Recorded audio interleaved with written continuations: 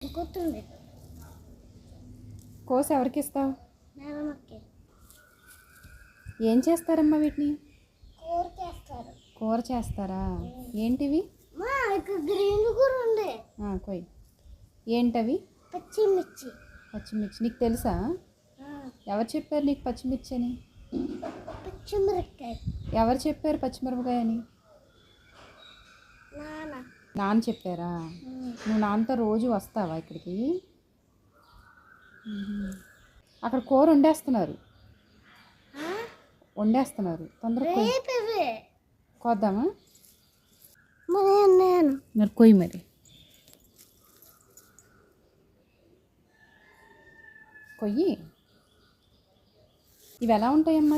కారంగా ఉంటాయి. కారంగా ఉంటాయా?